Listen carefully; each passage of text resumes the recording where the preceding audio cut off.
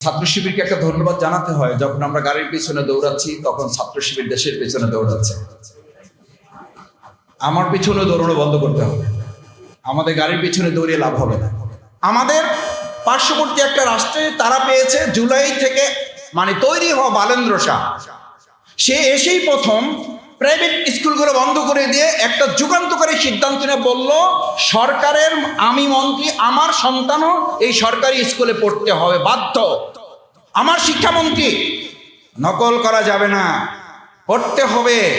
এই ডায়লগ দিয়ে আমাদের তরুণদেরকে এখন ট্রোলের মুখে পড়েছেন। ওই আপনি তো এরকম একটা যুগান্তকারী সিদ্ধান্ত নিতে পারলেন না। কারণ আমরা বালেন্দ্র শাহ পাই নাই, আমরা পেয়েছি আমাদের উপরে চাপিয়ে দেওয়া একজন বাইরে থেকে এসে প্রধানমন্ত্রী। এই পাচার রোধে কি ব্যবস্থা নিয়েছেন? পাচার রোধে ব্যবস্থা নাই। পাচারকারীর সবচেয়ে বড় দোষর এস আলম, তাকে ফিরিয়ে নিয়ে এসে এবং তাকে এখন ব্যাংকে বসানোর জন্য সমস্ত প্রক্রিয়ার সাথে সরকার জড়িত থাকছে। This is very unfortunate. কারণ আমরা বালেন্দ্র শাহ পাই নাই। আমাদের দেশের পেছনে ছুটতে হবে। আমার জানা নেই কোনো ছাত্র সংগঠন এরকম আয়োজন বাজেটকে সামনে রেখে তরুণদেরকে অ্যাড্রেস করে আর কেউ করছে কিনা। করে থাকলে ভালো, কিংবা না করলে করার সুযোগ আছে, করা উচিত। আমি বলছি না ছাত্র শিবির করে শেষ হয়ে যাক, করা উচিত। আমাদের গাড়ির পিছনে যত দৌড়ানো দরকার তার চেয়ে আমাদের দেশের পিছনে, সুযোগের পিছনে। আপনি দেখবেন এখানে প্রবন্ধকার বাংলাদেশ, ভিয়েতনাম, থাইল্যান্ড, দক্ষিণ কোরিয়া, ভারত সুযোগগুলো দিয়েছে। আল্লাহর খাস মেহরবানি। আমি দেখার চেষ্টা করেছি ম্যাক্সিমাম সুযোগগুলোতে আমরা পিছনে পড়ে আছি। কারণ আমরা তো দৌড়ে দেশে না, আমরা তো দৌড় গাড়ির পিছনে। এবং এটা যে শুধু 2026-এ দৌড়ানো হচ্ছে তা না, এরকম দৌড়িয়ে আমাদের বহু ছেলেদেরকে গাড়ির নিচে পড়ে মারাও যেতে হয়েছে। এই গাড়ির নিচে পড়ে মারা যাওয়ার কারণে জুলাইয়ে যারা গুলিতে মারা গেছে তাদেরকে আমরা এখন ভুলতে বসেছি। কেন ভুলতে বসেছি জানেন? আমি একটু প্রবন্ধকারকে সমালোচনাও করি, এই অর্থে করি যে এখন যেখানে দাঁড়িয়ে আপনারা কথা বলছি, মাথায় রাখা উচিত আমাদের বলছি না, আমাদের যে এই বহু মানুষেরাই আমাদের এখানে থাকার কথা না, জেলখানায় থাকার কথা। যাদের জন্য আজকে এই আলোচনা করার সুযোগ পাচ্ছি, এই বাজেট নিয়ে কথা বলতে পারছি, সংসদে যেতে পারছি, তাদের নিয়ে কিন্তু এখানে তরুণরাই তো জীবন দিয়েছে। শিক্ষার্থীদের উপরে ভিত্তি করে যে আন্দোলনটা একটা পর্যায়ে গিয়েছে, এটা নিয়ে কেউ কথা বলেন, কেউ রান করেছেন, কেউ 300 রান একসাথে করে ফেলে দিয়েছেন, নানান কথা রয়েছে। যত কথাই থাকুক, একটা কথা তো আপনারা চোখের পানি ফেলতে গাড়িতে বসে বসে স্বীকার করেছেন, আহারে এই তরুণ বাচ্চাদের রক্তের উপরে ভিত্তি করে আমরা আজ মুক্ত হতে পেরেছি। তো মুক্ত হতে পেরেছি, তাদের কথা কোথায়? আমি প্রথমেই বলতে চাই, জুলাই আন্দোলনে যে সমস্ত তরুণ শহীদ পরিবারদেরকে রক্তের এবং গুলির মুখে দাঁড়াতে হয়েছে, তাদের কথা অবশ্যই বাজেটে সম্পৃক্ত করে তাদেরকে অগ্রাধিকার ভিত্তিতে রাখতে হবে।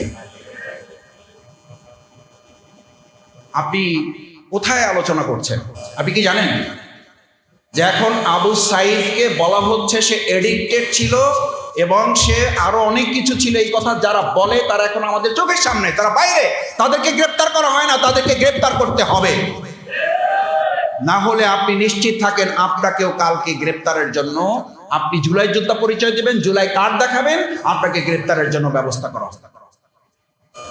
কারণ কোন ফ্যাসিস্টই, আমি তো বরং অবাক হই যে বিগত ফ্যাসিস্ট 17 বছরে তৈরি হয়েছে, আর বর্তমান কোন নব্য ফ্যাসিস্ট তৈরি হইতে তারও সময় লাগতেছে না। 2 মাসে ফ্যাসিস্ট তৈরি হয়ে যাচ্ছে, 3 মাসে ফ্যাসিস্ট তৈরি হয়ে যাচ্ছে। আমাদের পার্শ্ববর্তী একটা রাষ্ট্রে তারা পেয়েছে জুলাই থেকে তৈরি হওয়া বালেন্দ্র শাহ। সে এসেই প্রথম প্রাইভেট স্কুলগুলো বন্ধ করে দিয়ে একটা যুগান্তকারী সিদ্ধান্ত নিয়ে বলল, সরকারের আমি মন্ত্রী, আমার সন্তানও এই সরকারি স্কুলে পড়তে হবে বাধ্য। আমার শিক্ষামন্ত্রী, নকল করা যাবে না, পড়তে হবে। এই ডায়লগ দিয়ে আমাদের তরুণদেরকে এখন ট্রোলের মুখে পড়েছেন। ওই আপনি তো এরকম একটা যুগান্তকারী সিদ্ধান্ত নিতে পারলেন না। কারণ আমরা বালেন্দ্র শাহ পাই নাই, আমরা পেয়েছি আমাদের উপরে চাপিয়ে দেওয়া একজন বাইরে থেকে এসে প্রধানমন্ত্রী, যাকে ডক্টর মাহমুদুর রহমান বলেছিলেন, আমার কথা না, ডক্টর মাহমুদুর রহমান বলেছিলেন, জনাব তারেক রহমান আপনি বক্তব্য দিয়েছেন, ইসের মাধ্যমে অনলাইনে কথা বলেছেন, আপনি এখানে কি ঘটেছে জানেন না, 15 মিনিট আপনাকে এটা বলা যাবে না। যদি সুযোগ দেন দয়া করে, তাহলে কোনো একটা সময় নিয়ে আপনাকে এগুলো বলা হবে। আর আপনার আশেপাশে যারা আপনাকে তথ্যগুলো দেয়, আপনাকে সঠিক তথ্যটা দেয় না, যার কারণে আপনার কথা বলার পরিবর্তে আপনার কথাগুলোকে অন্য একজনকে বলে দিতে হয়। আবার যে বলে সেও আবার আরেক জায়গা থেকে যুক্ত হয়ে বাংলাদেশে ওখানে গুম থাকা অবস্থায় কথা বলেছেন বলে কথিত আছে। সম্মানিত সাংবাদিক বৃন্দ, উপস্থিত সুধীমণ্ডলী, তরুণরা, এরকম কোন পরিস্থিতিতে বাজেট নিয়ে খুব আলোচনা করে লাভ হবে না। কারণ কি জানেন, আমরা সংসদে কথা বলার মানে সংসদ অধিবেশনের মুলতবি হওয়ার ফাঁকে যখন লেজার হয় আর কি, ব্রেক হয়, আমরা বলি নিজেরা হাসাহাসি করি, স্কুল ছুটি হয়েছে চলেন একটু চা খাই। তো চা খাওয়ার ফাঁকে সরকার এবং আমরা যারা আছি সবাই মিলে আলোচনার একটা কথা, নাই নাই এবং নাই। আমাদের শ্রদ্ধেয় অন্তর্বর্তীকালীন সরকারের মাননীয় প্রধান উপদেষ্টা 3 zeros এর কথা বলেছিলেন। আর আমরা এখন এই সরকারে বলি এই সরকারে 3 0 আছে, এটাও 3 zeros। সেটা হলো নাই, নাই এবং নাই। মাননীয় স্পিকারের কাছে যখন সংসদ সদস্যরা বলেন আমার হাসপাতালটা অসুস্থ, এটাকে একটু সুস্থ করার উদ্যোগ নেবেন মাননীয় স্পিকার, আপনি একটু মন্ত্রী মহোদয়ের দৃষ্টি আকর্ষণ করবেন। স্পিকারের জায়গা থেকে তখন তিনি বলেন আমার এলাকারও একই অবস্থা, আমি তো এটা বলতেও পারি না, আমি এমন জায়গায় আছি আমার তো বলারও সুযোগ নাই, আপনি আমার পক্ষ হয়ে একটু বলে দেন, আপনাকে 1 মিনিট সময় বাড়াই দিলাম। This is scenario. এটাকে আমরা বলে থাকি সর্বাঙ্গে ব্যথা, ওষুধ দেবেন কোথায়। মাননীয় বিরোধী দলীয় নেতা তার সংসদীয় বক্তব্যের প্রথম অধিবেশনের কনক্লুশনে যখন বললেন দুটো জায়গায় আমাদেরকে একমত হতে হবে, শিক্ষা এবং স্বাস্থ্যে বাজেটে আমাদের অগ্রাধিকার দিতে হবে। মাননীয় প্রধানমন্ত্রীর বক্তব্য তো আমি সামনে থেকে শুনেছি, সামনাসামনি। আমি ছোট মানুষ, সৌভাগ্য যে একেবারে বলা যায় ফেস টু ফেস বসার সুযোগ আর কি, যদিও এক বেঞ্চ পড়ে, কিন্তু ফেস টু ফেস বসার সুযোগ এবং কথা বলার স্কোপ আছে, মানে কথা শোনার একদম আই কন্টাক্টে কথা শোনার সুযোগ আছে। আমি তো শুনেছি উনি বলেছেন যে মাননীয় বিরোধী দলীয় নেতা আমিনুল জামাত ডাক্তার শফিকুর রহমান যে শিক্ষা এবং স্বাস্থ্যের অগ্রাধিকারের ব্যাপারে বলেছেন, এটার ব্যাপারে একমত। কিন্তু আমরা তো এখন পর্যন্ত যা প্রস্তাবের আলোচনা দেখছি, 9 লক্ষ কোটি টাকার বাজেটের মধ্যে স্বাস্থ্য এবং শিক্ষাকে রাখা হয়েছে 3য় এবং 4র্থ ধাপে রেখেছেন, ভালো কথা। তাও তো কত 1.1 কি আগাইছি আমরা, তাহলে আমরা কি অগ্রাধিকার দিতে পারলাম? নিশ্চয়ই আমাদের অবকাঠামো, আমাদের পরিবহন সেক্টরকে আপনারা 2.25-এ রেখেছেন, ভালো কথা। সামাজিক নিরাপত্তার ক্ষেত্রে আপনারা 1.62-তে রেখেছেন, ভালো কথা। কিন্তু আমরা আমাদের শিক্ষায় যেটাকে আমরা একমত হলাম সংসদে আলোচনা করে, বিরোধী দলীয় নেতা এবং আপনি সরকার দলীয় নেতা আপনারা একমত হলেন একরকম আলোচনার ভিত্তিতে যে হ্যাঁ ইয়েস এটা আমরা একমত। বিরোধী দলীয় নেতা ডাক্তার শফিকুর রহমান যে প্রসঙ্গ টেনেছেন, এটার ব্যাপারে আমাদের একমত হইতে হবে যে স্বাস্থ্য এবং শিক্ষা খাতে আমাদের অগ্রাধিকার দেবে, সেটা তো আমরা লক্ষ্য করছি না। 9 লক্ষ কোটি টাকার বাজেট, 9 লক্ষ কোটি টাকার বাজেট কি আনবেন আপনি? আমার তো বিগত 2009 থেকে 2024 সাল পর্যন্ত 28 লক্ষ কোটি টাকা বাইরে পড়ে আছে পাচার হয়ে। আমাদের নেতাদেরকে, সেই সময়ের ফ্যাসিস্টদেরকে এখন আমরা দেশে ফিরে নিয়ে আসতে পারতেছি, জেলখানা থেকে তারা বের হয়ে যাচ্ছে এবং ভালো আওয়ামী লীগ থেকে তাদেরকে ফ্রেশ করা হচ্ছে।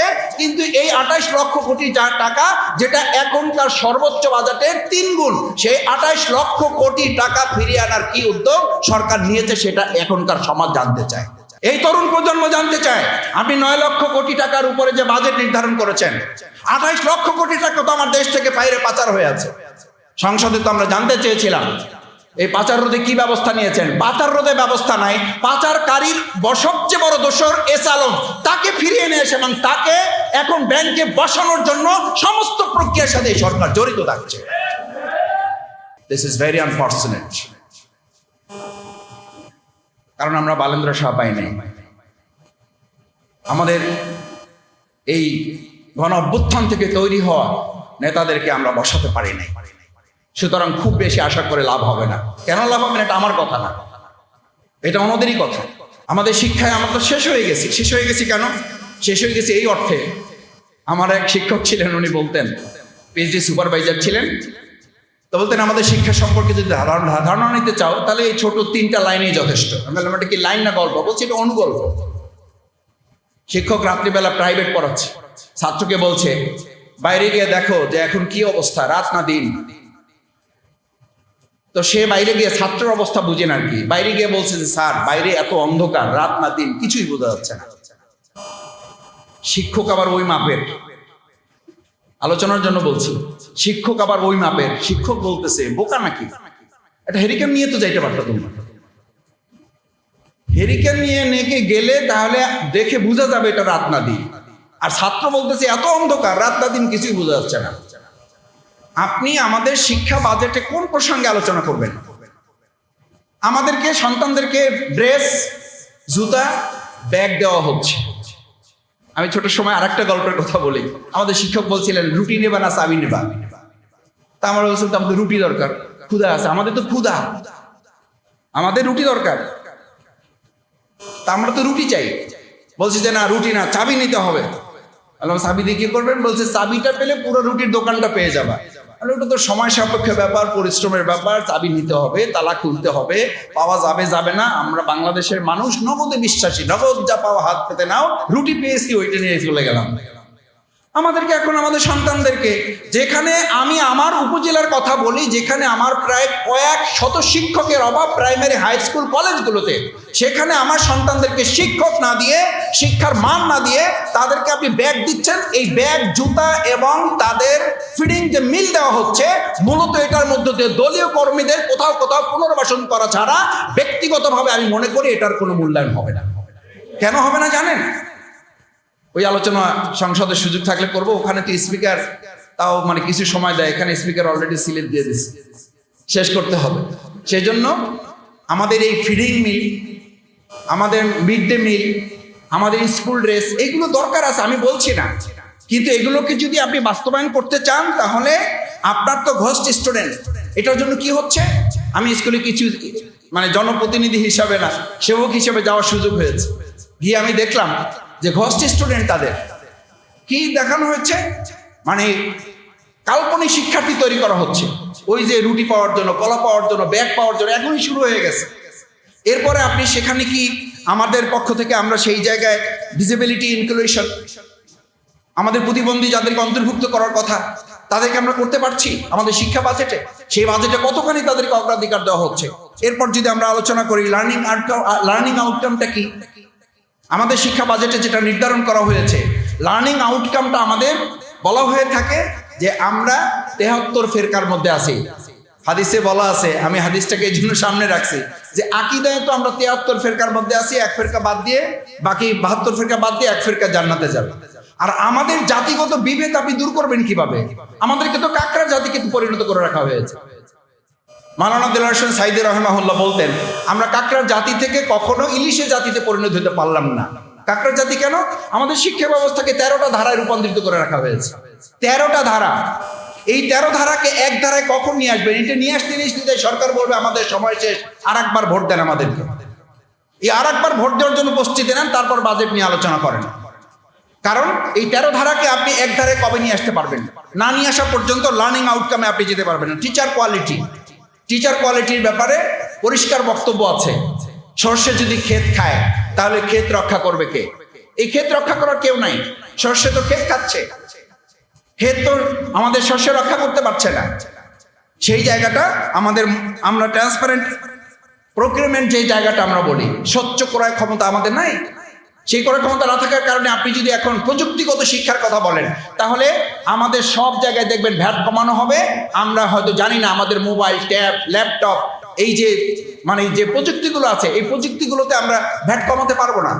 যদি ভ্যাট কমাতে পারেন তাহলে ভালো, গুড। সেই জায়গাটা আমাদেরকে দেখতে হবে। আমাদের সন্তানরা যেন সেখানে ভূমিকা রাখতে পারে, আমাদের তরুণরা যেন সেখানে কথা বলতে পারে, তরুণরা যেন সেখানে দক্ষতা অর্জন করতে পারে। মাস্টার্স পাস করার পরে 5000 চাকরির জন্য ঘুরবে কেন? এখন শেষ কথা, উদ্যোক্তা তৈরি করা, ইসলামী মূল্যবোধে উদ্যোক্তা তৈরি করা। উদ্যোক্তা তৈরি কি? A man with career without character is more dangerous then a lion. আমাদের তরুণদের সাথে যদি তাদের প্রযুক্তির পাশাপাশি যদি তাদের মূল্যবোধকে অ্যাটাচ করা না যায়, কি হচ্ছে আজকে? অবাক হওয়ার কোনো কারণ নাই। ইতিমধ্যে 2024-25-এ এটা মানে বাস্তবায়ন করা হয়েছে। স্টুডেন্টদেরকে ডোপ টেস্টের মধ্যে আওতাধীন করা হয়েছে। ভর্তি পরীক্ষায় ডোপ টেস্ট দেওয়া হচ্ছে। এবং শুধু ডোপ টেস্ট নেওয়া হয় নাই, আশার দিক আছে। আশার দিক শুনবেন। আশার দিক হচ্ছে সেখানে 3 জন শনাক্ত হয়েছে।